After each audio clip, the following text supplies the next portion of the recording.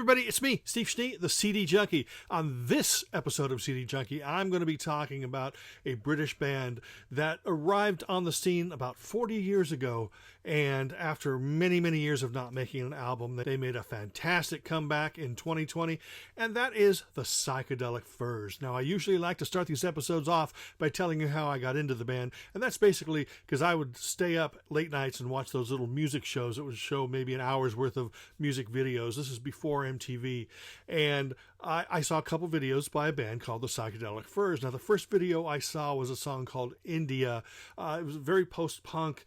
To me, it was almost a dirge at the time because I was really into really poppy, melodic, instantly melodic things like power pop and synth pop and things like that. So that song didn't quite hook me, but the next song, Sister Europe, which was still sort of a somber post-punk piece of music, was the song that hooked me in, so I had to go out and get the album. And that album was their 1980 debut called the Psychedelic Furs. This is a US CD, but it has the UK cover on it. And this, of course, features India, and it features Sister Europe, and it features Fall, and it features Imitation of Christ. Now, the band at this time was a six-piece, and of course, those gravelly Richard Butler vocals, very emotional out front. His brother Tim on bass, and John Ashton on guitar, and there was like Vince Eli on drums, and just a great, great band. Very post-punk, but also very passionate. There were times when it was cold, but it was an emotional cold. It was very, very cool. They weren't a normal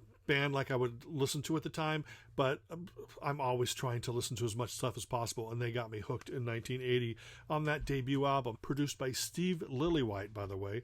Same with their 1981 sophomore album, Talk Talk Talk.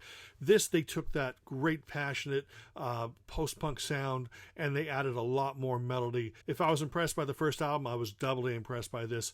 Fantastic. This, of course, is the album that features Pretty in Pink, but it also has Dumbwaiters, Into You Like a Train, Mr. Jones. This is a version with bonus tracks.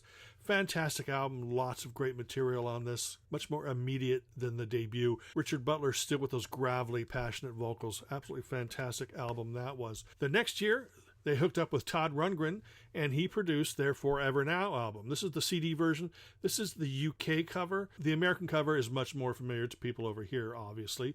This is yet another great, great album. This is the album that includes Love My Way, which, when I hear that song, I'm just transported back to the emotions and the feelings of the 1982 me. But this is a fantastic album. Love My Way, Danger is on this album. President Gas is on this album. Run and Run, great stuff there. 1984 comes the Keith Forsey produced Mirror Moves. This was them at the top of their commercial game. Musically, they were still great. Commercially, this was an album that it seemed like everybody bought next to Forever Now. This is the album that has The Ghost in You, Heaven, both of those. Fantastic. A Heartbeat, Here Come Cowboys. To my knowledge, this has not been digitally remastered and expanded like the first three albums, but it deserves to be. So definitely check out the Psychedelic Furs, Mirror Moves. A fantastic slice of pop and post-punk, and it's just great. Now, in 1986, they re-recorded the song Pretty in Pink from the Talk Talk Talk album. They included that in the movie Pretty in Pink, obviously, but they didn't have an album that year, so they followed it up with 1987's Midnight to Midnight. Now, UK versions of this, I believe, have Pretty in Pink added, but the American version doesn't. I have the American version. But this has the hit Heartbreak Beat. It's also got Shock, Angels Don't Cry. Another album that needs to be remastered and expanded. This was really more commercial, I guess, than before. The songs weren't as poppy, but the production was really full of brightness and maybe a little bit more aggressive than the Mirror Moves album. But there it is, Midnight to Midnight. 1988, they put out a compilation called All of This and Nothing, and that featured one new song, which was called All That Money Wants. And they followed that up in 1989 with the album Book of Days. This was a darker album. Gradually over the years, they'd been losing band members. So here they're down to a quartet of Richard Butler and Tim Butler and guitarist John Ashton and drummer Vince Eli.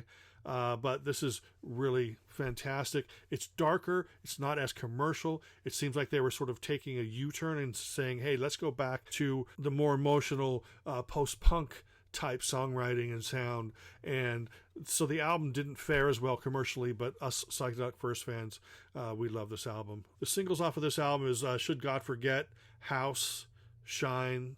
Those are great tracks. 1991 comes World Outside. This was an album produced by Stephen Street, who had done the Smiths and Morrissey and a lot of other great albums. And this was sort of them stepping into the 90s, obviously. I mean, they were still maintaining that slight, less commercial sound, but still progressing in many different ways.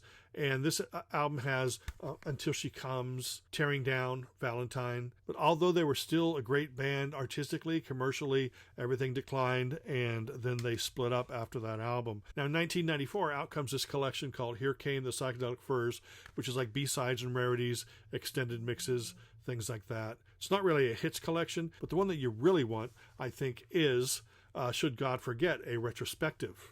Now, this one here, this is a 2 CD set. It contains album tracks, singles, a couple rarities, live tracks, things like that. And that's a good collection if you want to catch up on the early days of Psychedelic Furs.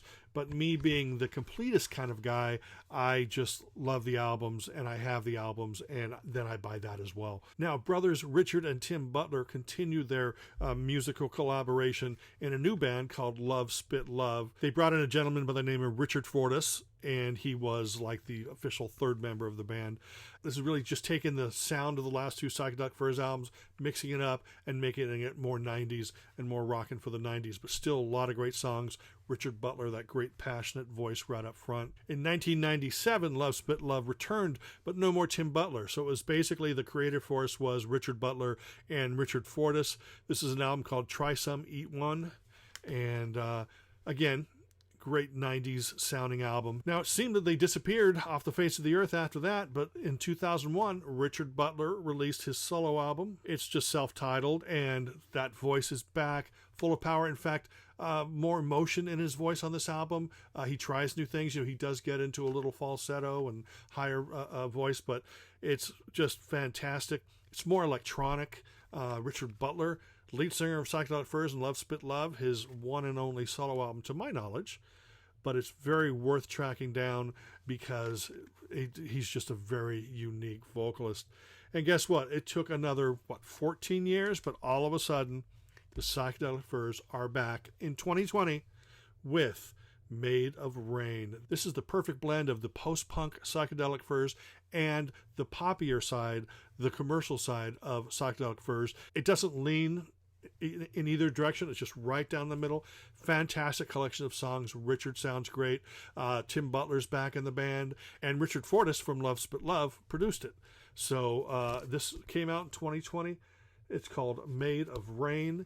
It is an absolutely stellar return by a great band, often overlooked by people who talk about the 80s. And, you know, even the Love Spit Love stuff was great. I mean, anybody who's a fan of Psychedelic Furs would love that.